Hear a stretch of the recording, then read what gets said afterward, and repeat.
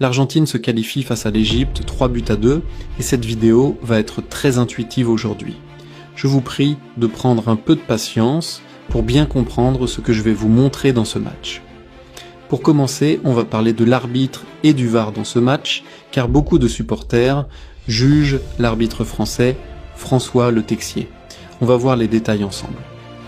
Mais avant, je dois vous expliquer comment fonctionne le VAR et l'arbitre pendant un match. Dans un match, il y a généralement 9 officiels qui travaillent ensemble. Le premier est l'arbitre principal. C'est lui qui dirige le match sur le terrain. En deuxième, il y a les 2 arbitres assistants. Ils sont placés le long des lignes de touche avec un drapeau. En troisième position, vous trouvez le 4e arbitre. Il est situé entre les 2 bancs des équipes. Il s'occupe de gérer les remplacements, d'afficher le temps additionnel et de plusieurs autres tâches. En 4e position, vous trouvez les officiels du VAR. C'est là que les choses deviennent vraiment intéressantes, car c'est là que se concentrent les décisions les plus importantes. Ils ne sont pas sur le terrain, mais dans une salle vidéo appelée VOR, Video Operation Room. C'est le responsable de l'assistance vidéo. Il vérifie les situations importantes. Par exemple, les buts marqués, les pénaltys et les cartons rouges directs. S'il détecte une erreur claire, il contacte l'arbitre principal. Et c'est là que vous allez comprendre une situation importante.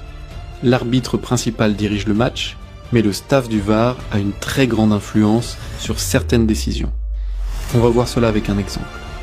Prenons le 2e but de l'équipe d'Égypte que l'arbitre a finalement annulé.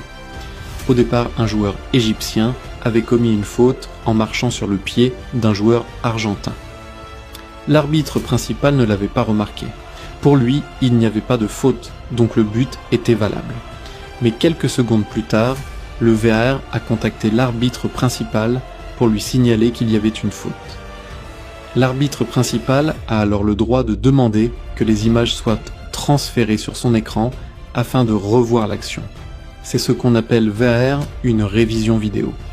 Ce que je veux vous montrer, c'est que l'arbitre principal se retrouve parfois dans un véritable dilemme. Il peut avoir envie d'accorder un but, une faute ou un penalty selon ce qu'il a vu sur le terrain, mais les officiels du VAR lui signalent qu'une erreur claire a été détectée. Dans ce cas, il doit réévaluer sa décision. Mais malgré cela, toutes les critiques du public retombent presque toujours sur l'arbitre principal. En revanche, il ne faut pas oublier que le VAR n'est pas parfait non plus.